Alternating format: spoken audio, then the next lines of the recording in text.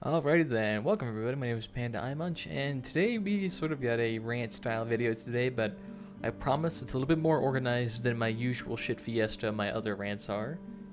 And today we're really going to be talking mostly about a couple of issues or complaints that I've seen expressed on the forums, or that I am personally having with this game as current state.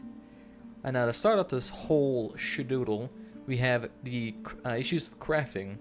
Crafting in its current state has been severely neglected, to the point of it almost being borderline useless. In its current state in ESO, you have about maybe 20 or so sets that you can craft throughout the many zones in the game. And the most popular sets are either Juliana's Hundings, Night Mothers, and Twiceborn Star.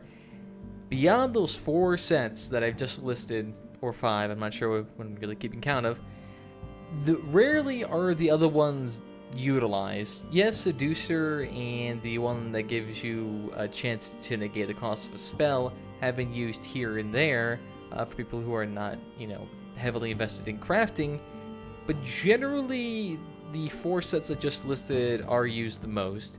And Twiceborn Star and Night Mothers are really the only ones that are used competitively in PvE. Juliana's and Hundings have seen their fair bit of share and use in PvP. I will give it that. Those are used there. And along with Alchemist and the one that leaves behind a rune on the ground, those are occasionally used in PvP but have fallen out of favor thanks to the new Tamriel 1 update. Now, what is this usually caused by is that ever since the stats in the game were jacked up by 10 times their normal value for whatever reason that was for, crafting sets were not properly adjusted, so their stats are pretty much not on par with the stats that other drop sets or that future crafted sets have had recently. So they just really fallen out. They don't have the proper heals, they don't have the proper damage mitigation, they don't have the proper DPS, or just don't have enough utility to actually be worthwhile in today's ESO or in today's meta. So rarely do you see anyone walking around with Ashen's Grip. And Ashen's Grip is actually a brilliant example of how the numbers on this are totally messed up. If you look at like a gold version of Ashen's Grip, which you can find in Stonefalls, it has roughly 7,000 DPS less than Red Mountain. It has a phenomenally much lower DPS than Red Mountain, and Red Mountain is pretty much identical to it, except that Red Mountain actually has more application, and it can be used on more things than just melee weapons. Still, it is not used very much, and that is to be expected. A lot of the crafted sets, when they were first used, are used as filler sets. When you have extra spaces that you can't fill with drop sets, that's when you throw in crafted sets, because having a crafted set is better than having no set, because at least then you get the bonus stats. But since there is plenty of jewelry sets and there's plenty of chances for people to get maelstrom weapons, and with the Undaunted Mask, it is super easy to fill your build with really, really high damaging sets. Sets that outpace crafting by leagues. And that's why crafting has now sort of been left to the back burner.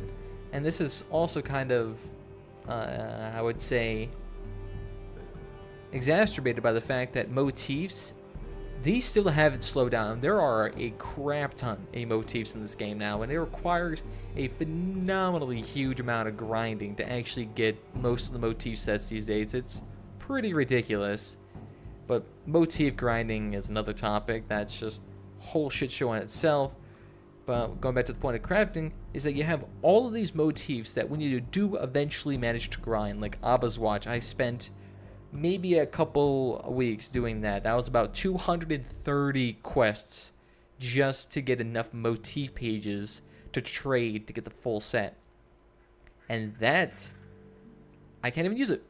I try to make a crafted set, and it's like, well, I've already made Night Mothers, I've already made Twiceborn Star, I've already made Hundings, and I've already made Julianos. Considering I don't PvP much with those unusual alchemy and the rune build, I have had no reason to make another set of crafted gear for months. Ever since the cap was changed to CP 160 or veteran rank 16, I haven't had a reason to make other sets of gear unless I was, trying to incorporate a weird 2 5-piece build in the stamina or magicka. Unless that was the case, I haven't had any sort of reason to craft.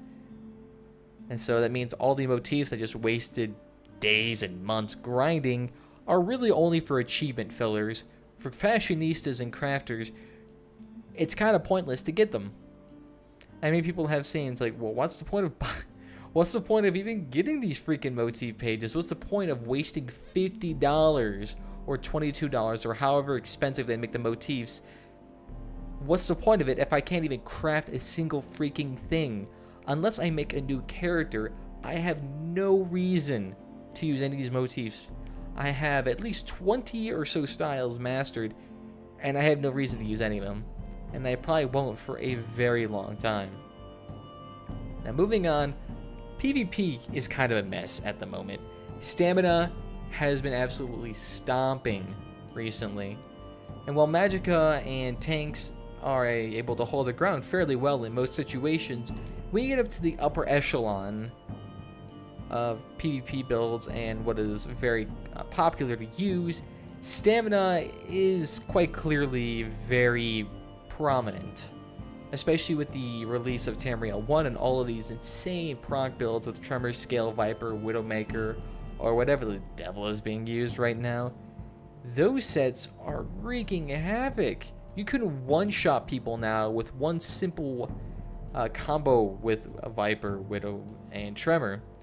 You just do a heavy attack into a puncture, into an animation cancel, shield bash, and boom. If everything procs, the person is dead pretty much instantly. Unless they are a legitimate tank with like 40,000 HP, all impen, with 25% critical resistance, with poison resistance maxed out while blocking, you will die really quickly, especially if they throw in that Dawnbreaker ultimate of smiting that stuns and deals like 20,000 damage. You're gonna die real quickly. And that was to be expected, to be honest. With all of these rushed out stat booster and proc sets, it was going to inevitably happen. And it will take about maybe a month or so for these to be properly adjusted so it's not as ridiculous. It is still leaving quite a bad taste in people's mouths, especially if they PvP, for the most of their time in ESO. If they PvP competitively, it's going to be quite ridiculous for most people. And you will not find a shortage of drama-filled posts on the forum page about this. People have been very, very actively expressing their dismay, their disappointment over this new PvP meta. Which, to be fair, they exclaim their dismay in any sort of meta all the time, even though it's kind of been half and half about whether or not they're actually true, especially when it comes to like regards to armor. But that's a sidetracking conversation. Just in summary though, PvP is not favoring a wide variety of builds and is clearly favoring stamina and proc builds, those builds that are absolutely ridiculous. And on top of that, PvP has had an issue where many builds in PvP do not have any weaknesses. You can have unlimited stamina regen, unlimited magicka regen, unlimited health regen, can dodge roll indefinitely, can shield stack indefinitely, and the only way that you can actually really kill somebody is by one-shotting them. So this meta that has come out is actually not entirely surprising, to be fair, because this is where stats have been going for quite a while. So this is just kind of the pinnacle, and it's just kind of a shite show right now. And no one's really happy about it necessarily. Well, except for the people who are using those sets, obviously. People are just like, ooh, I can one-shot people now with sword and board. Lovely. Now, but let's move on. So next thing, stat booster sets. Like I've mentioned before in previous topics, there are quite a lot of stat booster sets. And if you don't know what stat booster sets are, it's pretty obvious. It's sets that do nothing other than boost your stats. and plenty of them have been released with the release of Tamriel 1. At least half of them are stat booster sets, which the main issue is they don't add any sort of complexity to the game. They don't add any complexity to builds. They're just like, okay, well, do I want to have an extra 5,000 spell penetration? Do I want to have an extra 5,000 freaking penetration? It's just meant to boost up your damage. Doesn't add any sort of complexity. Doesn't really make this build better than that build. It just sort of amps up the numbers. And amping up numbers doesn't help, especially with a game like ESO and their champion system, which is already out of control. This just makes scaling even more ridiculous. And on top of that, these stat booster sets haven't really been seeing a whole lot of use, because a lot of them, they're just not even up to snuff with a lot of sets. I can understand stat booster sets as a sort of like introductory set for people who are just questing. It's like, oh, well, you know why, I could just throw this on, increase my damage by, you know, like 3 or 4% if I throw on this set. Why not? Not a whole lot of sets that introduce new mechanics have been really introduced. All I will say, not as many as you would think. There have been quite a few mechanical sets, especially with the Undaunted sets. There have been quite a few mechanical sets that have been introduced, and mechanical sets are just things that have their own mechanics or own niches to them. Those are the sets that typically most people want to see in a game like this, because they add a layer of complexity, add another layer to theory crafting. They're a lot better than having stat boosters, because stat boosters, they don't add any sort of mental complexity. They don't add any complexity to builds. They just bore the shit out of people. That's the reason why Bethesda games have been having a whole lot of flack on them recently, because all they do is stat boosting. But that's another topic. I already did a rant about that. That was my Bethesda rant, which is being quite received well recently. So thank you all for that. Get the hell out of my frame of shot, you bitch. Thank you. Okay, next we're going on to nothing exciting has come to ESO in a bit. Now, what I mean by this is that for the last 2 DLCs, we've had a mechanical DLC, which all has done has just broadened the game, which is great for people who are trying to get back into ESO, who had initial issues with ESO on the release. The issue is that that DLC is not terribly good for people who have already been playing this game for a long time, for people who have already completed Craglorn, for people who have already completed most of the content. Nothing really new for them has really come along, unless they get a bunch of their friends to come back to this game. Then they have some reason to be happy. Other than that, they really haven't introduced a whole lot. Previous to that, we've had 2 dungeons, two dungeons released. Although I will say they did have a lot of mechanical sets in there, and I did like that. But like I said, the last thing was just 2 hard dungeons, which I haven't played a whole lot, because rarely do pugs know how to do it. So unless you're rocking with a good trial guild, you're not going to be doing those dungeons a whole lot. And before that, we had 2 rogue DLCs, which I'm not a big fan of rogue DLCs.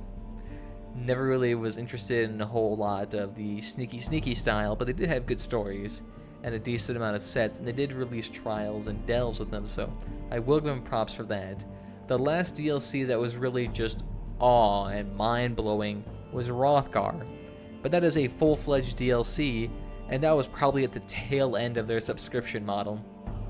Ever since they moved on from their subscription model onto a buy-to-play model, they have said they wanted to do smaller DLCs, and that is all this pay model can support, is small DLCs that are quite frequent to keep up those sales numbers, because they can't rely on a steady flow of subscription money, especially enough to be, you know, sort of impactful, because after all, subbing is only optional. So they had to keep on releasing a new shiny costume or something like that to keep things rolling and rocking. That is to be expected, though. But that hasn't mean we've hadn't had very good DLCs in quite a while. And it is getting quite stagnant, because I've done quite a bit of this game, and I'm itching to see what they could do, especially with their creative potential nowadays. I mean, hell, they've made some pretty nice stuff, but yet they will only make it in very small amounts, and I can't imagine what they could do with the huge force behind them gathered around one single project like Clockwork City or Valenwood, or make something really nice. something that really pushes the bar, like what Craglorn did initially when it was launching. Craglorn introduced quite a lot of stuff, but that was a long time ago. Along with that, there hasn't been a whole lot of skills or races, passives. There hasn't been a lot of that stuff in here either. This game has been out since 2014 in April, so it's been over 2 years, and in that time we've had very little when it comes to skills. We've had reworks, but we hadn't had many new skills, if any new skills at all. I think maybe we've gotten like 2 or 3 in the PvP lines, but we haven't had very many new skills. We've had a bunch of new passives with champion points and Dark Brotherhood and Thieves Guild giving us more passives. So there really hasn't been a whole lot of new mechanical features when it comes to actual skills and combat that have been introduced. The only ways those have been sort of changed is either through the reworks or through new sets that have been released. No new skills, no new races, just reworks. And while the reworks are nice and they did add a little bit of lifespan to the current classes they have been introduced to, they aren't terribly invigorating. They aren't terribly, I would say, awe-inspiring within a person. They don't really blow a person's mind necessarily. It's like, oh, Inferno has been changed from a toggle AoE to a toggle single target every 15 seconds. Oh boy, I am just getting a stiffy just thinking about that. But in all seriousness, they haven't released a whole lot of new stuff in 2 years other than the DLC. If you just look at a purely combat mechanic side, it's mostly been passives. And passives are not terribly engaging unless you're a theory crafter trying to like make this redonkulous build. Passives don't give a whole lot of creativity or a lot of energy to people. So I mean, they really need to release something like that. They need to actually either release a class or something like that, but from what I understand, they haven't even given the green light to Wobbler about it. They haven't allowed him to make one. He says he wanted to make one, but they haven't given him a green light. So are we going to see one anytime soon? I doubt it. We are probably not going to see a new skill line, a new class in quite a while. There is nothing but mentioning. I mean, the only thing that is actually being mentioned or being introduced in the next is whatever's going to consoles. So I mean, PC players aren't going to get another wave of the same stuff just for consoles, so it doesn't even affect them. But they're also going to be releasing housing, which I will say, housing is a nice feature. I'm glad they're putting that in. It really needed to be added, and I think the way they're going to be implementing sounds promising. The issue is, that is the only thing I know of at the moment that is being introduced. That is the only thing I know that they're currently working on. They aren't currently working on skills or classes or races, from as far as I know. I have no idea what is coming down the pipe, if anything. Right now, the only thing that seems to be coming down the pipe is the next patch to consoles, which, I mean, ooh, as a PC player, I am just riveted to see all those forum posts tomorrow. I mean, even preemptive forum posts have been ridiculous, but other point. So, I mean, really, in the end, I think Elder Scrolls Online really needs something to energize. It really needs some creative push, something they can put onto this game that would actually change it for better, as opposed to just shoving in more problematic sets that have caused a huge uproar within the community. I would love to see just the creative potential of Zost in their fullest again, because I haven't seen that since QuakeCon 2014 with the release of Hrothgar. I haven't seen anything like that since 2014. The last time I've had just really the awe-inspiring moment was at Hrothgar. And unless they release something like that, or at least give us insight on what they're even thinking about, I'm just kind of meh at this point in this game. I'm just kind of looking for something else. And I've loved this game. I've been subscribed to this game ever since I could. I've played in the beta. I've loved this game, but They seem to be stagnant. They really need to kick themselves in the ass, get a really nice boost forward. But I mean, I might even hold my tongue on that, because with the buy to play model, we probably won't be able to get that anytime soon, unless they're like have a trick card up their sleeve that they're going to throw at us at some random point and like absolutely blow our minds. But that is staying optimistic, and that is pure speculation, so I have no idea.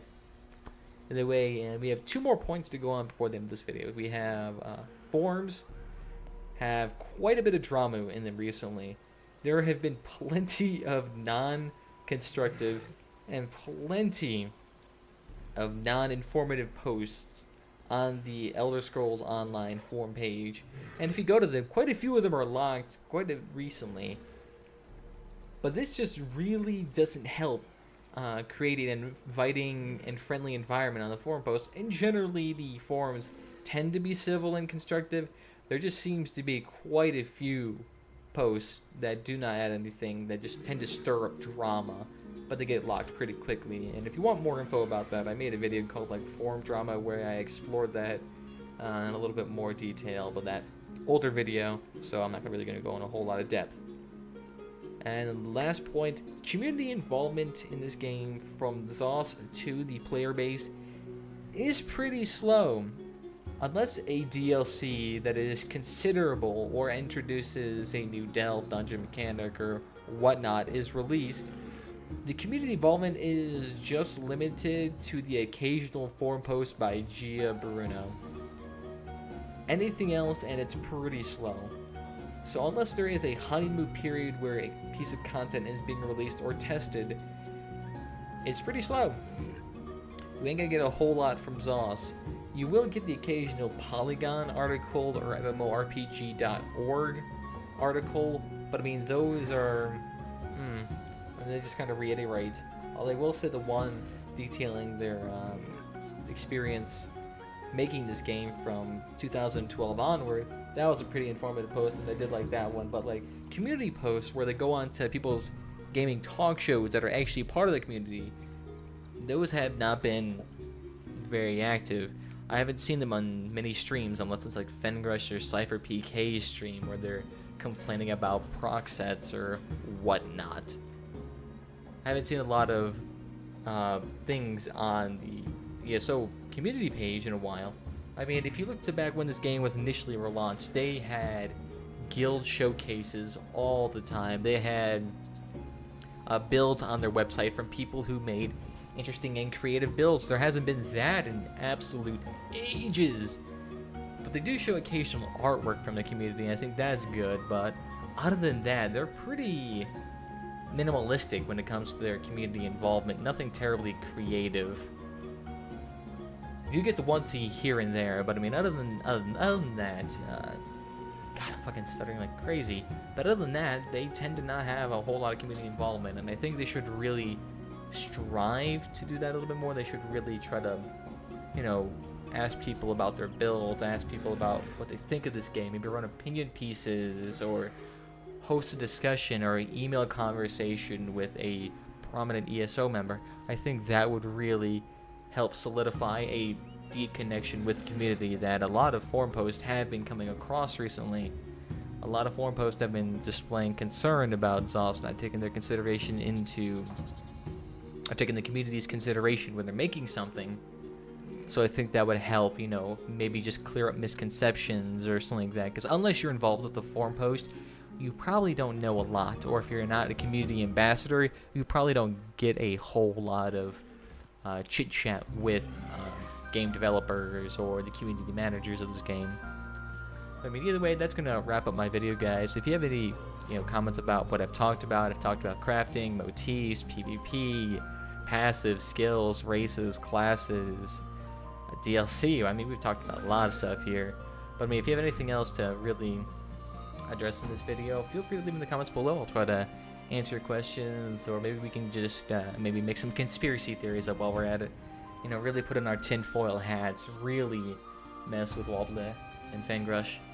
Either way, guys, thank you all for watching, and I'll see you next time, guys. Bye-bye.